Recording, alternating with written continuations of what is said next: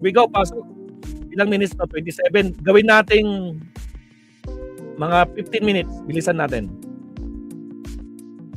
Fast forward.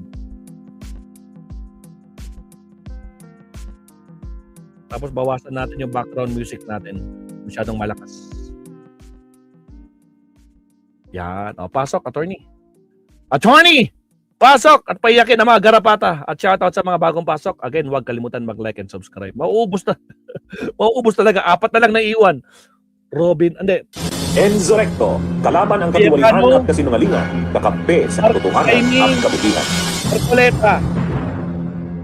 Robin Hood. O, 4 na lang sila na iwan. Wala na. Lagas na sila. Okay, pasok, attorney. Mga kabunyog, mga kababayan, magandang gabi po sa inyong lahat. Welcome po sa isa na namang episode ng ating gabi-gabing talakayan. Mga kabunyog, mga kababayan, ito na, sure na. Lalabas na ang ICC warrant. Bakit? Bakit natin nasabi yan? Mamaya ipapaliwanag natin. At sure na rin, isusurrender sa Interpol. Sila Bato, sila Bongo, at iba pa. Isusurrender. Paano ba naman yung press briefing ni Attorney Claire kahapon? Paano pag may warrant na? Anong sagot ni Attorney? Hindi i-surrender. Putragis. Putragis. Kaya, ano ito mga kabunyog, mga kababayan? Magtago. Sabi ni Kabunyog Sofia Gonzales, first. Congrats, Kabunyog Sofia Gonzales. Unang-una ka. Pero dito sa isa kong YouTube channel, si Gianna Calonia ang nangunguna.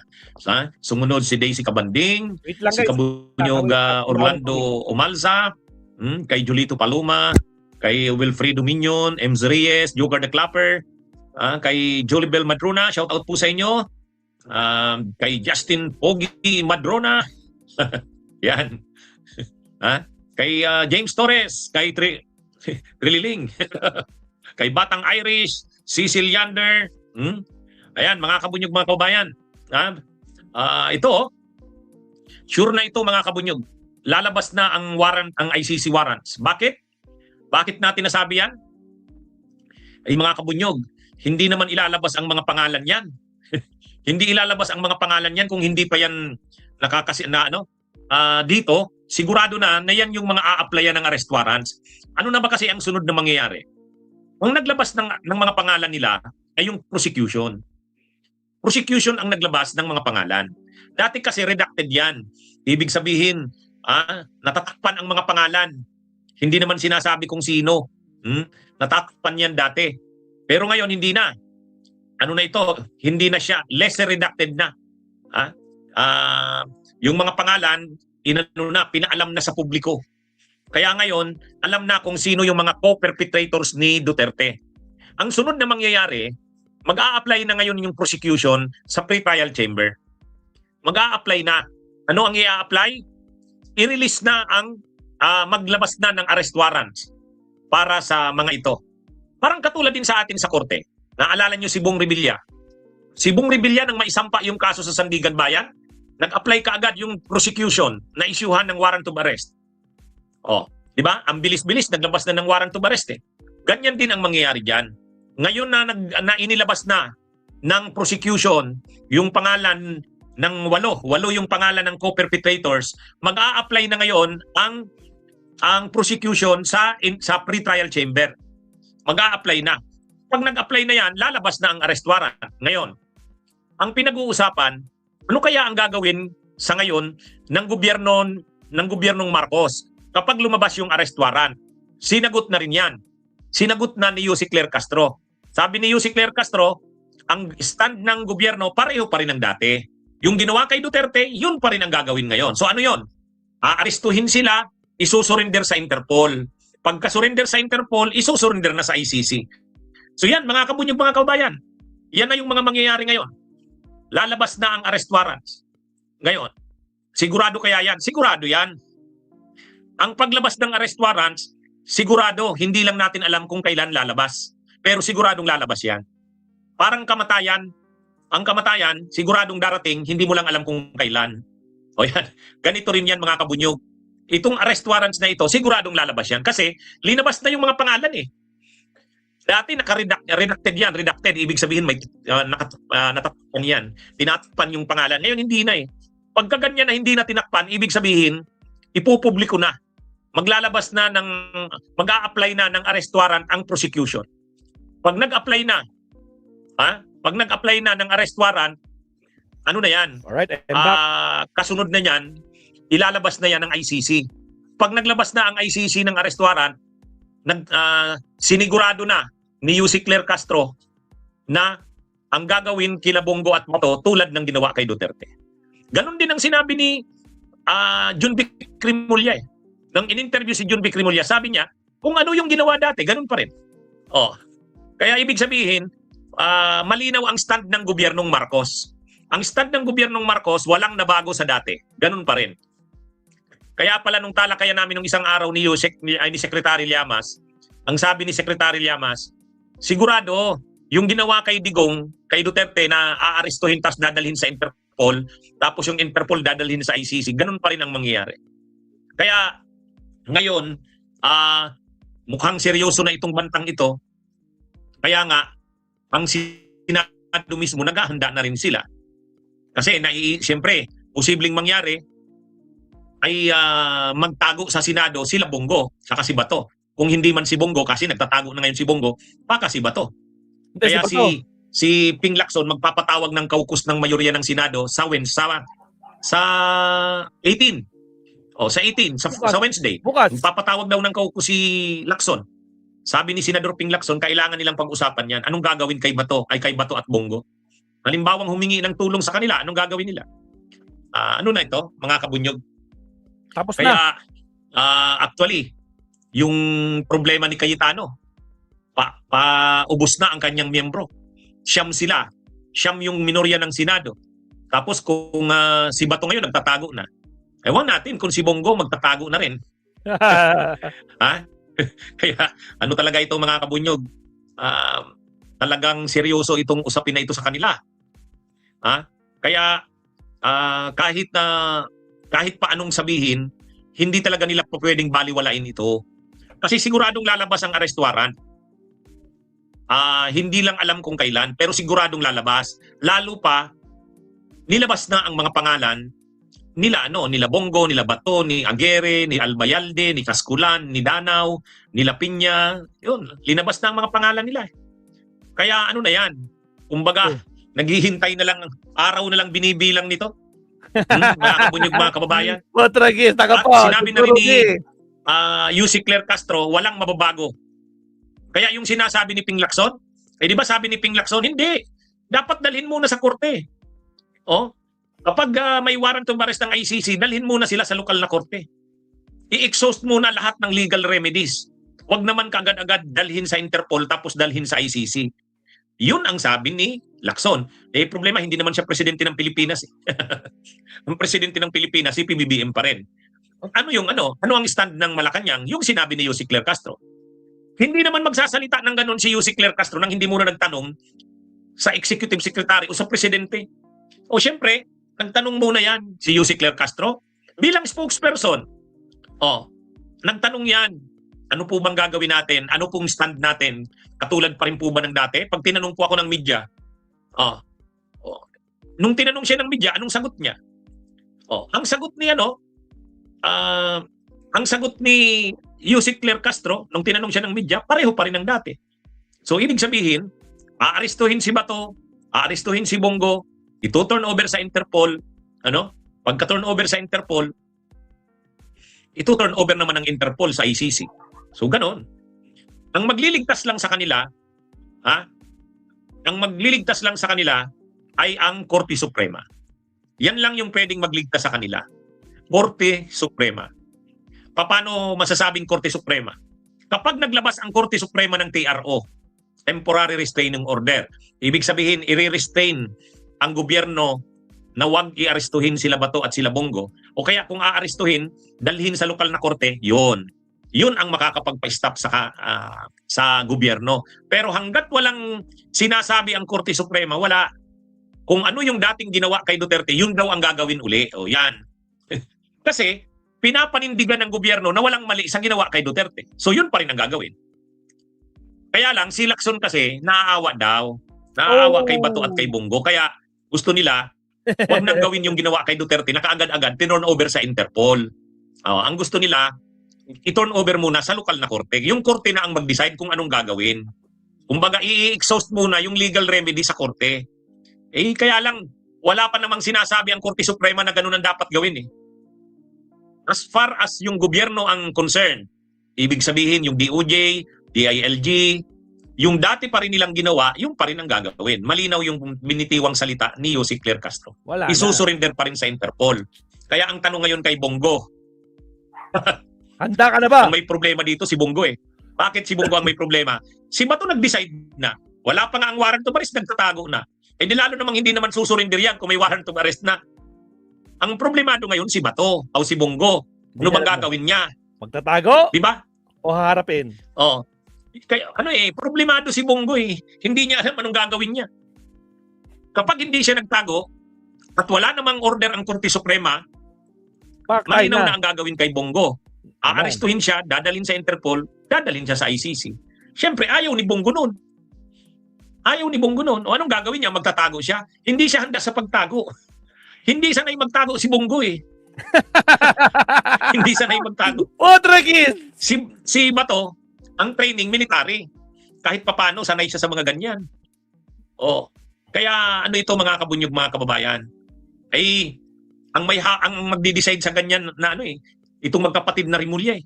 Si Ombudsman Buying, si Junbic. Siyempre, si Nartatis bilang PNP chief, maghihintay ng command yan kay Junbic Rimulya. Kaya lang, ngayon pa lang kasi, alam na natin kung ano ang stand nila Junbic eh. Sinabi na ni Junbic, dati pa rin ang gagawin nila. Dati pa rin. Wala na. Ah, Naspakan! Ano ito mga kabunyog? Ang tanong dito, ang medyo questionable pa dito, si Bongo. Anong plano niya? Anong plano ba ni Bongo? Kasi si Bato nag-decide na magtago. Lalong hindi naman yan magpapakita si Bato. Kahit lumabas, ay lalo na pag lumabas na ang arrest warrant, lalo na ngayon. Ay ngayon kumpirmado na ang mga pangalan nila. Si Bongo kasi, kahit hindi pa lumalabas yung mga pangalan, alam niya na. Alam niya na pangalawa siya kay Duterte. Kaya anong ginawa ni Bato? Nagtago na kaagad. Sa tingin ko, hihintayin ni Bato na manalo si Sara Duterte. Pag nanalo si Sara Duterte, mapipigilan na siyang i-arestuhin. Wala namang pulis ang ICC. Wala namang wala namang pulis ang ICC. Pag presidente si Sara, hindi makakagalaw ang PNP, hindi makakagalaw ang CIDG. Kasi pag sinabi yan, huwag niyong gagalawin sila Bato at sila Bongo. Walang magagawa yan. Kaya kailangan talaga nilang magpresidente si Sara. Ang problema, gaano naman sila kasiguradong mananalo si Sara? Ay mai-impeach na eh. Pag na-impeach yan at na-convict yan, hindi na yan makakatakbo. Pag hindi na yan nakatakbo, wala na. Tapos na ang laban. Sinong papatakbuhin nila? Si Bongo. Eh di ba ang iniisip nila kung hindi makatakbo si Sara, si Bongo? Eh problemado rin niya si Bongo eh. Kaya wala. Kumbaga windang na ngayon ang kampo ng Duterte. Sa totoo. Sino papatakbuhin nila? Si Robin Padilla, si Marcolet? Ano na ito mga kabunyog? Pag na-impeach si Sara Duterte at saka na-convict, hindi na yan makakatakbo. Pag hindi na yan nakatakbo, ang plan B sana nila si Bongo. Ay problemado rin nga si Bongo eh. So sino naman ngayon ang patatakbuhin ng Duterte camp? Si Marcoleta, si Robin Padilla. Wala, hindi mananalo yan. Si Robin Padilla, si Marcoleta, hindi mananalo yan. Kaya itong mga kabunyog, ang pinakamalaki ang problema sa ngayon, si Bongo. Kasi si Bato sanay magtago. Si Bato may training sa militar. Agree. Ano niya yan? Ang talagang hindi handa na magtago, si Bongo. Ang problema, ayaw din naman ni Bonggong pumunta ng dahig sa ICC. Kaya yan mga kabunyog. Ano to? Attorney, tandaan natin, si Bato at si Bongo na napaka-close kay Digong. Ni minsan, never dumalaw sa ICC. Ayaw nila. Bakit kaya? Ang pag-asa na lang talaga nila si Sara. Bago si Sara, ang pag-asa muna nila, Korte Suprema. Dapat maglabas ang Korte Suprema ng TRO. Kung hindi man TRO, yung desisyon sa petition noon, matagal na kasi hindi naman linalabas ng Korte Suprema yung desisyon sa petition. Ano ba yung petition na yon? Ay di ba nagpetisyon na pagkahuli kasi kay Duterte, may petition kaagad na ibalik dito. Sabihin ng Korte Suprema na illegal at unconstitutional ang pagkaka-aresto kay Duterte. So, ang problema hanggang ngayon, wala pang linalabas na ruling ang Korte Suprema sa petition na yon. Wala pa. Yun ang hinihintay ni Bato. Yun ang hinihintay ni Bato. Ang hinihintay ni Bato, lumabas yung ruling na yun. Pag sinabi ng Korte Suprema, hindi pwedeng arestuhin tapos dalhin ka agad sa Interpol, tapos dalhin sa ICC. Hindi pwede. Dadaan muna sa proseso ng lokal na korte. Pagka naglabas ng ganong desisyon ng Korte Suprema, sa tingin ko lalabas na si Bato. Kasi ano yan eh, lalabanan nila sa korte dito. Ay, may mga koneksyon sila sa korte. Ang problema lang, hanggat walang linalabas ang Korte Suprema na ganon, magtatago talaga si Bato. Ang hindi natin alam, si Bongo. Anong plano niya? Ang problema, lalabas na ang arrest warrant, bilang na ang araw niyan. Hindi na yan magtatagal. Yan ang problema. Kaya, anyway, yan yung pinaka-problema nila ngayon. Kaya si Lacson sana nakikiusap. Huwag nyo namang dalhin kaagad sa Interpol. Kasi once na dalhin yan sa Interpol, turn over na kaagad yan sa ICC. Ang sabi sana ni Lacson, payagan nyo naman munang dalhin sa lokal na korte. Ang problema, wala pa namang nagsasabi na ganun eh. Sino naman ang susundin ng gobyerno? Yung dati pang proseso na ginamit nila kay Duterte. Kasi pag hindi ginamit yung dating proseso, ibig sabihin mali yung proseso na yun. Exactly. Diba? Common Tama. sense. Pag hindi ginamit yung pag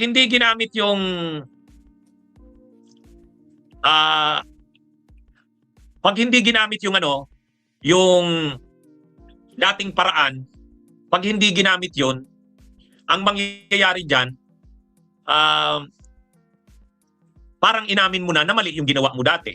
Kaya kailangan panindigan ng gobyerno yung dati niyang ginagamit na paraan. Yung procedure na ginamit kay Duterte, panindigan. Kasi pag hindi mo ginamit yun, parang tinanggap mo na mali ka sa ginawa mo kay Duterte. Agree. Kaya babaguhin mo na ngayon pagdating kay Bato, saka kay Bongo. Hindi eh. Ang dapat na gawin ng gobyerno, panindigan yung dati niyang ginawa. Yan yung ano dyan.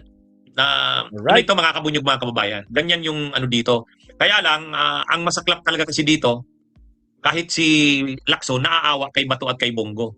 Wala eh. Mahirap na nung kasing panahon na sabi nga ni Leila de Lima, ang problema naman kasi sa kanila, nung panahon na pumapatay sila ng mga tao na parang manok lang ang pinapatay nila, di ba? Ang yayabang nila, attorney. Grabe ang yabang ngayon. Grabe ang tago. Naalala nyo yun? Ang sabi ni Congresswoman Leila de Lima, ang problema kasi sa kanila, sinasabihan na noon pa, mali yung ginagawa nyo para naman kayong pumapatay ng manok. Tao yung pinapatay nyo, kahit naman adik yan, kahit naman involved sa drugs yan, wag naman ganyan. Ha? O kaya lang wala eh, mayabang si Duterte noon, mayabang si Bato noon. Di ba? O mayabang sila Albayalde noon, mayabang noon sila Aguirre. Ito na ngayon yung kanilang ito na yung time of reckoning. Ito na yung pagbabayad nila.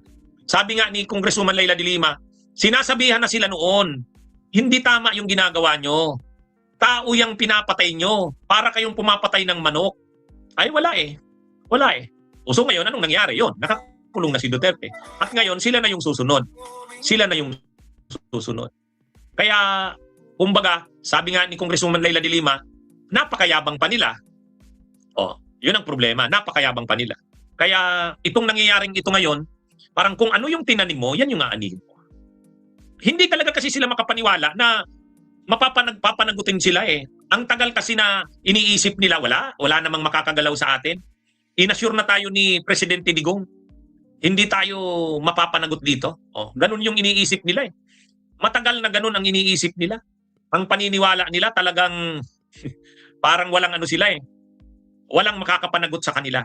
Unang-una, kaagad-agad sila, winidraw nila yung pagmiyembro natin sa ICC. Ang akalang naman nila, pag inalis na yung pagmiyembro natin sa ICC, tapos na, hindi naman ganun eh. Nangyari yung mga krimen na yan, panahon na member tayo. Yun.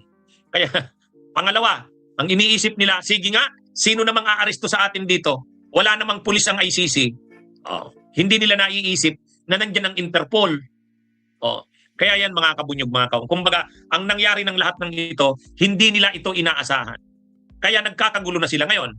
Tingnan nyo si Bato, nagtatago na. Si Bongo hindi na alam kung anong gagawin. Sa totoo lang, hindi na alam ni Bongo ang gagawin yan.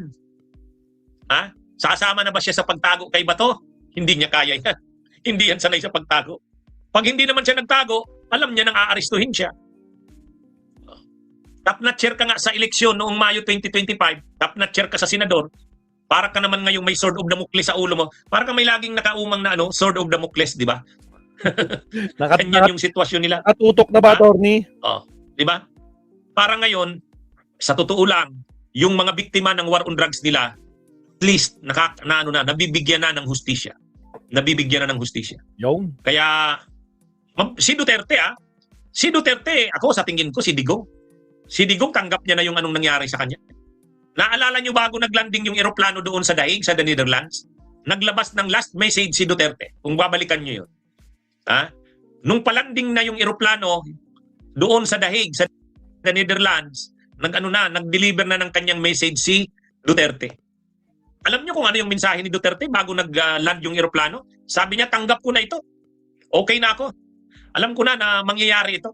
Kaya sa mga kababayan, alam niya nang hindi na siya mai-interview, alam niya nang hindi na siya makakapagsalita, wala na. Kaya bago naglanding yung eroplano, nag-message siya. Last na message niya. Anong sabi niya? Itong nangyayaring ito ngayon, akuin ko na, responsibilidad ko ito. Kaya anuman ang mangyari sa akin sa ICC, tanggap ko na yan. Pero itong sila Bato, sila Bongo, yan ang mahirap. Hindi talaga nila matanggap. Kasi batang-bata pa si Bongo. Batang-bata pa si Bato, ang lalakas pa ng mga katawan. Tapos makukulong lang doon, di ba? Di ba? Saklap. Mahirap. Saklap. Mahirap talaga yung sitwasyon ng dalawang yan. Ha? Si Duterte, alam niya, matanda na siya, sakitin na. Pero itong dalawang ito, hindi. Hindi. Kaya, naaawa nga si Lacson eh. Kaya lang, ang problema naman kay Lacson, huwag na siyang maawa. Ganyan talaga. Ginawa nila yan, pagdusahan nila yan. Di ba? Di ba? Ganyan talaga eh. Actually, nung panahong ginagawa nila Duterte ang mga krimen na yan, si Bongo mayabang, si Bato mayabang. Sabi nga nila Ila de Lima, sinabihan na sila noon, itigil nyo na yan. Hindi naman nila ginawa, mayabang pa sila. Kaya ito na ngayon. Mga kabunyog, mga kababayan. Okay, magandang araw sa inyong lahat. Mabuhay po tayo. So, klarong-klaro, Mapsat, no? Hindi natin alam at lalong hindi alam ni Bongo ang gagawin niya, no? Kung gagayahin niya ba itong si Bato de la Rosa na magtatago. Kasi napansin natin, guys, no? Nung binanggit yung pangalan ni Bato, may warrant na, wag ka na. Kinabukasan yung plenary, di nagpakita. Inaasahan ko kahapon, kala ko parang may plenary na kahapon. Kaso wala pala. Pati ngayon, wala din. Nako po. Mukhang palalampasin nila ang Chinese New Year muna, Mapsat. Pero ang inaabangan natin, sa plenary ba, magpapakita rin ba si Bato? Pag nagpakita, matapang. Tapos paglabas ng plenary, putragis sa dyan yung warrant, naspak! Putragis. Siya, mag-isang topic po tayo kay attorney. May nakita na naman ako to. Tungkol naman dito pagbira ni Marcoleta. Binibira na naman niya si Ping Lacson. Teka lang wait lang. I-count down natin, tapos puputulin natin dito. Okay, here we go.